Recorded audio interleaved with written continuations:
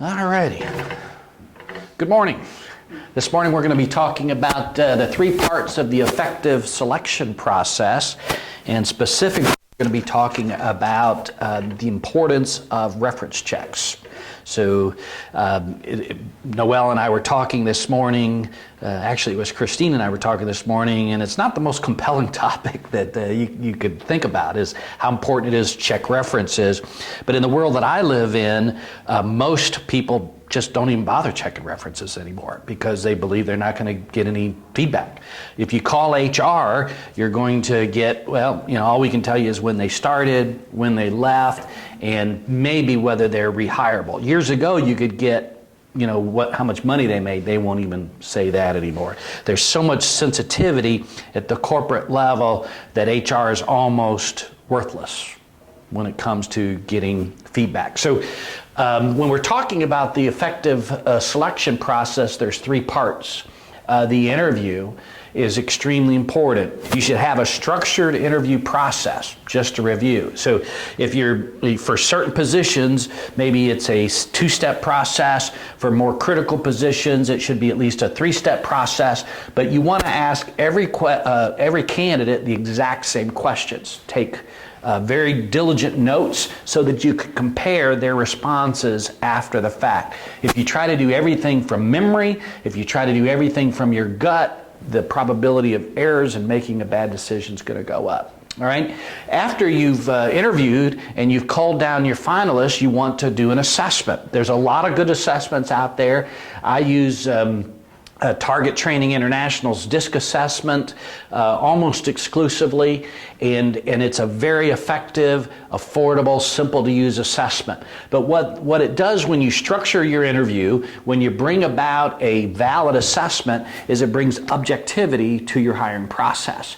As a human, we're bringing kind of our emotion, we're bringing our feelings, we're bringing our subjectivity, and business owners especially, corporations, many of them do it better, but as a business owner, when we're trying to hire based on our feelings. I like that person. I knew their dad. I used to know them when they were a kid. I went to college with them. We're in the same fraternity or sorority. All those things are irrelevant, and yet they affect our selection criteria. All right, so we want a structured interview. We want an objective, valid assessment that will give us the feedback that we need to whether they know it's a job fit.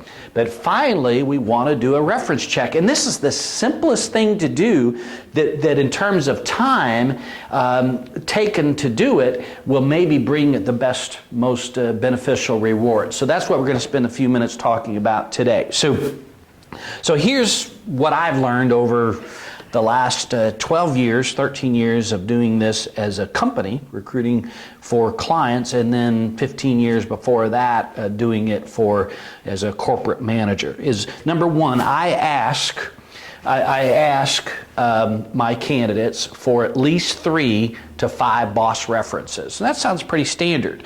But when I ask those references, you'd be surprised how many people would say, I can't give you 3 to 5 boss references. So number one, somebody who's 35, 40, 45 years old who can't give you 3 to 5 boss references, automatically have a problem, right? So if you're 24, Noelle, my assistant's 25, right? 25? 24, going to be 25 here in a couple months. It'd be hard for you to give 3 boss references, wouldn't it? So Disney, me, I guess you could do the restaurant, So even somebody 24, 25 has 3, right, from the last few years. If somebody 40, said, I can't give you 3, there's a problem. They're avoiding something. They could do it, they just don't want to do it. So recently we were recruiting a gentleman, and I liked him. My client liked him. And I said, okay, I need 3 references. And I had his resume, and I knew the owner of a previous company. And on the phone, I told him, I said, well, I know that guy, the owner, and I called his name out. And I said, I'm gonna go ahead and call him. And they said, I don't want you to call him. It's like, well, I hear you, but that's not your decision to make, is whether I'm gonna call this fella or not. You know, he owns the company. It's on your resume, and the bottom line is that's what I'm going to do. Well, I don't want you to do that. So it wasn't a bad reference because he said, well, let me tell you the story. And he told me a story, and the details aren't relevant in this context. And the fellow that I knew owned it repeated the story back verbatim. But the conclusion was this fellow was inflexible, opinionated, was very, very competent, but it was kind of his way or the highway. And that's the sense you got: bold, strong personality, and was not a team player. And so it wasn't a bad reference as saying the guy was incompetent. It was just the guy wasn't a fit. And so that saved, I believe, my client a lot of time and a lot of money to get somebody trained and up and running. And that's a good example of somebody who said, you know, I can give you one reference. And the reference was somebody he worked for 15 years ago. And he's 40 years old. So number one, ask for 3 to 5 references. And if you can't get the references, if they won't give them to you, just pass. Because what you're avoiding, even though you don't know what it is, it's worth avoiding. So ask for 3 to 5 references. And when I say ask, I should rewrite this: require 3 to 5 references. And if you can't get 3, just say, I can't pass you on. As a recruiter, that's the language I use, is I hear you, I hear your objections, you don't want to give me 3 references, you can't for whatever reason, and they'll make excuses. Oh, the boss is no longer with the company, I think he's retired. Listen, in the days of LinkedIn, in the days of Facebook, you can connect with people. And I've got the same cell phone number since 1996. Right now, this is 2015. So when I moved back to Kentucky in 1996, I've got the same cell phone number. So people don't change their cell phones very often. So if you want to connect with somebody, you can. All right, so I'm asking for 3 to 5 boss references. Number 2, I ask for their cell phone numbers. If they try to say, well, this is where they work, I don't want that number. I don't want to do switchboards. I don't want to leave a message with a receptionist. I don't want to leave a voicemail in there. I want their cell phone. Number 1, it's simple. Everybody has a cell phone. And if you worked well with a boss and you worked with that boss long enough, you're going to have their cell phone number. All right? And so if that boss thinks well of you, that boss is all too happy for you to offer that cell phone number to a recruiter who's going to help you get a better job in life. Now, if that exists, those are the dynamics that will unfold. If that warm, supportive, loyal relationship doesn't exist, those things aren't going to unfold. So it's almost deductive reasoning saying, they're not willing, they're not able to give me cell phones. Again, what the kind of relationship I'm looking between the candidate and old bosses doesn't exist, I'm going to take a pass. All right? I don't chase down references. I don't chase people through corporate voicemail. I don't try to wear HR out or talk them in. I don't do that. I talk directly to bosses on a cell phone or not at all. All right? So very interesting here. If they will not or cannot provide cell phone numbers, I take a pass. I take a pass. Now, I also ask the candidate. I said, listen, I look at my schedule. I'll say, I'm going to make my call. So let's just say it's midday. Today's, what's today? Friday. I'm going to make my calls Monday afternoon. So I'll tell the candidate, I would like between now and then for you to make sure every one of these references knows that I'm calling. I want them to expect my call. All right. Now, part of that, I'm trying to be more time efficient, trying to be more effective on my end, but I'm also testing the candidate because if they do have a warm relationship, they're happy. Hey, hey Frank, it's been a few years, but I've got a great opportunity I'm excited about. I've used you as a reference. I really need you to talk to this guy, Michael Duke, who's going to be calling you Monday afternoon. Okay. So again, if that warm relationship exists, that candidate's going to be very quick to call. It's going to be very simple for him to make contact with those old bosses. And when I call, they're going to say, oh yeah, Frank told me you're calling, or the candidate told me you're calling, and they're looking for it. It just greases the pipes, if you would. So right way, when a candidate says, yeah, I'll give you the cell phone numbers, this is going to go good, right? And when the candidate says, yeah, I'll be happy to call my boss. Yeah, absolutely. I stay in touch. We still golf from time to time, or we have lunch from time to time. Even though he's retired, there's still, all that is very good signs for the kind of candidate I'm looking for on a mid-level, a skilled or a mid-level or higher level management position. So when it comes to these reference checks, just the process and how the process unfolds tells me a lot. And I haven't even talked to the reference yet.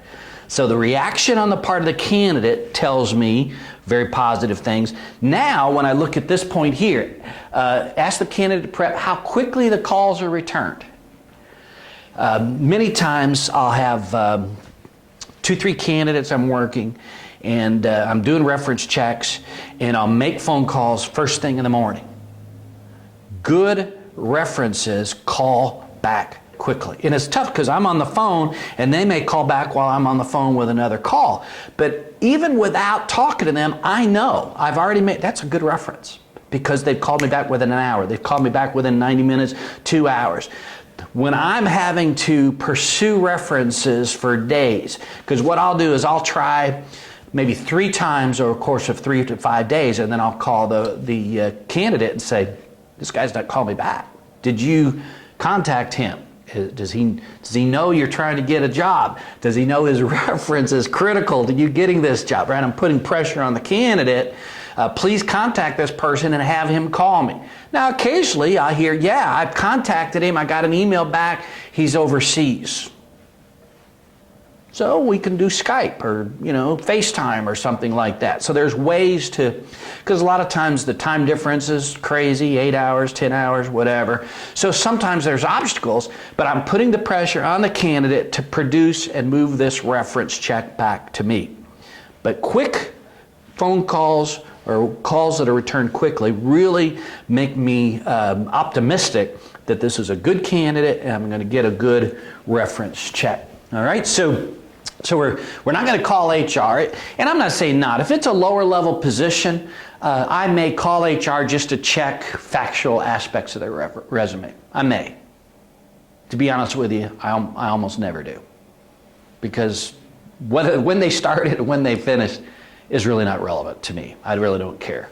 Much more interested in the boss and what the boss thinks of them. Now, you have to be careful here because you do want to ask the boss some questions, because I had a candidate, matter of fact, we're in the facility here, Patterson CPA, and it was one of Bob Patterson's candidates, and this is a number of years ago. He totally lied, a candidate, misrepresented a reference as being a boss, and it was a buddy. It was a buddy who pretended to be a boss. So you want to ask some questions that are a bit probing so that you can determine whether the person knows what the heck they're talking about or not.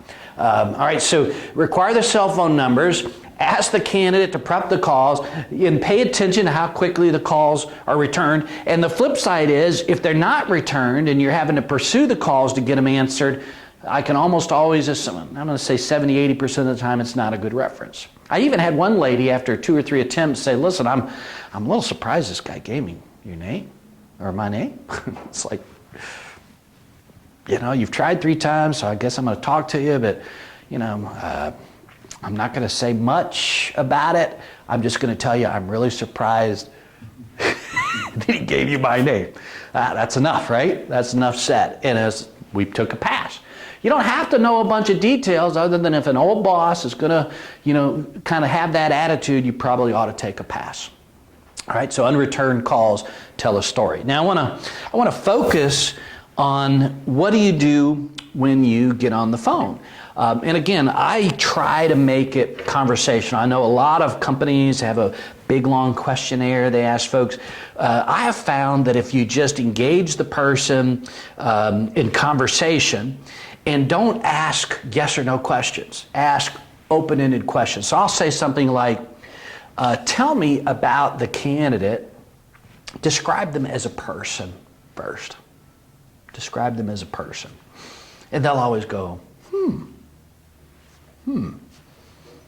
So So, I mean, if I put you on the spot and said, tell me about Bill as a person, you'd have to think about that.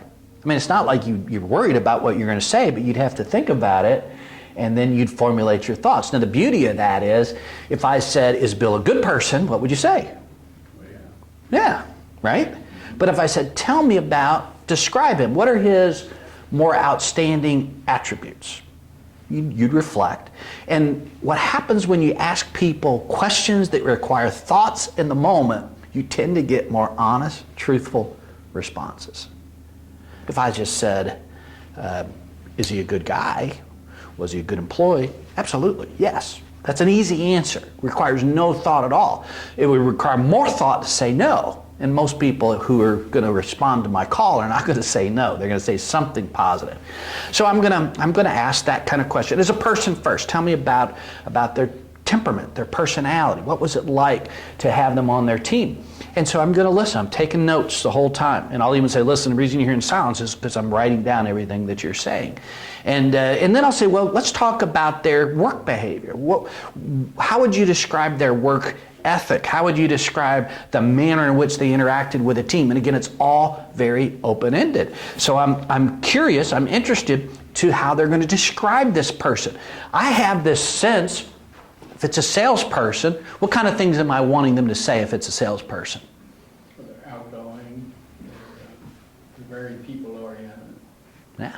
So engaging, ambitious, driven, all those kind of things, full of energy, right? So I don't want to ask him, is he full of energy? Is he outgoing? Right? And so, I think less experienced recruiters or interviewers, in a big company, you might have somebody who just does reference checks. I had a guy call me from India this week doing reference checks. So I guess somebody's outsourced, right? Big companies outsource the reference check process. And that's all they asked me. When did he start? When did he finish? And is he eligible for rehire? Because he knew that's the only things that I would answer, right? And I actually would have told him more if it was a boss. If it was a boss calling me of that person, I would have told him a lot more. But that's all they asked, so that's all I answered, right? So we're trying to listen for emotion. We're trying to listen for kind of engagement, if you would. So as I'm having this conversation, hey, I'm only going to take no more than 10 minutes from your time. But tell me about their temperament. I'm going to listen. I might probe more if it's an unusual thing that they say. Tell me about their work behavior. Tell me about a success that they had. Tell me about a struggle. And it's interesting when you talk about struggles because they don't want to answer that question. And so I'll come back and say, nobody's perfect, right? No, nobody's perfect. Well, surely there's an area that if you could coach them now, areas that they could improve or be better, you would have some insight into that, wouldn't you? Well, I mean, it's hard because they're trying to be, if they come across so favorable, so that it's like it doesn't mean anything, right? Pollyannish, so to speak, and they're all cheerleading for the person. So they want to be objective. They want to come across as objective, and it's like a human being kind of thing. They don't want to feel like they're being deceptive. So they feel this need to be as truthful as their loyalty will allow them to be. So many times, I guess they could have done a little more of this or studied a little harder to learn the processes, paid more attention to detail. That's probably extremely truthful response. So they're engaged. I'm talking here about emotion. If somebody says so what is it you want to know? They had a nice personality. They're easy to work with. What other questions do you have? I mean, that tells me a lot too. Now, I have to be careful making judgments because some people just have that kind of temperament. They're, to the point, maybe an engineer or somebody busy and I'm catching a bad time. And I'll ask them, I said, do you have 10 minutes? And so many times when they're disengaged and not talkative, I'll say, hey, I'm not getting a sense of enthusiastic support about this person. I mean, I'm very direct. Well, no, they were fine. So I'm hearing like a C rating. Is that how you'd rate them? Kind of average? Yeah, more or less. So again, it's the follow-up questions based on the emotion and the engagement that help me make a decision or a judgment based on the reference. If I'm getting a reference that is enthusiastic in their support, oh, great person. Everything they did was awesome. They were amazing. They did this, they did this, they did this. I say, listen, so I can tell you really have a lot of confidence in this person, and that's great. I love to have references like you that tell me how great this person was to work with. But let me be clear. If this candidate doesn't know this, this, and this, and can't do this and this in the first 90 days, they're not going to make it. So I get that you love them. I get that you want to help them. But if they can't do these things now, right now, today, they're going to fail. So if you recommend them wholeheartedly into the job knowing that they can't, you're putting them in a position where they're going to fail. So what do you think? Can they do that or not? Well, they're a really great person. They'll give you everything they got, but no, they really can't do that and that and that. They can do that, but not that or that. And that's what I'm looking for. And if you just go through a checklist, blah, yes, no, blah, blah, blah, this, that, and the other, you just kind of get those quick, curt, terse kind of responses. I want to engage in a conversation with the references. And if I can build some trust, if I can come across as a professional, somebody who really cares about the candidate, and I'm here to, I'll remind them, say, listen, I'm trying to help the candidate get a job, and your feedback is really important, and to see whether they're a good fit for this job or not. So sometimes I have to kind of stroke them and kind of build that kind of expectation up in their mind, because it's not just, they may think it's just going to be when did they start and when did they finish. No, that's not why I'm calling. All right? That's why I want to talk to a boss or an owner. So let's just review a little bit here. So, if you're hiring people, and again, most of my clients have fewer than 100 employees. So we're talking about decision makers. In my opinion, if you're a decision maker and you're a company of, fewer than 100 people, you need to be the guy either listening on the reference call or making the reference call. And if you have fewer than 50 people, you definitely need to have input here, or have somebody highly trusted and highly skilled doing this. Do not delegate this to a clerk level person, because they will miss the nuances of engagement and enthusiasm. So when you're talking about bringing people on board, it's an extremely critical aspect of the leadership of the company. You're influencing the future of your culture. You're influencing your effectiveness, the company's performance. So, and I'm not talking about maybe $10, $12 an hour people, but anything skilled level and up, be involved. All right. So create a structured interview. That's what we do with our clients, help them structure that interview. Select an assessment that is valid, that brings objectivity to whether they fit the job and the culture. And then we're talking this morning about the reference checks. And we can help you, train and know how to do the reference check carefully. In the session this morning, don't bother calling HR. Don't bother calling HR unless that's all you want to know, is when they started, when they finished, and whether they're eligible for rehire or not. All right? If it's a quick $10, $12 an hour person, maybe that's enough, right? If you're hiring 50 people or 20 people, maybe that's enough, because you're doing so much and you got to push through it. But if you're taking the time and care and doing the due diligence, ask for 3 to 5 boss references. Matter of fact, require it. Get the cell phone numbers from the person for their bosses. Ask the candidate to prep the call, and then pay attention to how quickly the calls are returned. Unreturned calls tell a story too. All right? When they don't return the call, I'm not saying it's 100% that it's a bad references, but the little radar should go up in your head saying, maybe we have a problem here.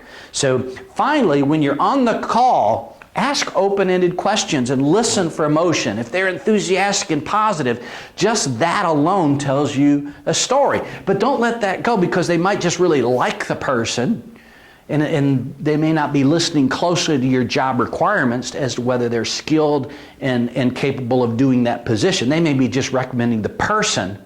So your job is to drill down to the job requirements, because they're in a position to tell you about their job skills, but you got to focus them on that to get that feedback. If they're talkative or curt, all that tells a story as well. So if you'll jump in starting today on your next hire and do a more thorough reference check using the points we've talked about this morning, you'll have fewer people turn over, you have more effective employees, and you'll be much more satisfied with your hires. All right? Thank you.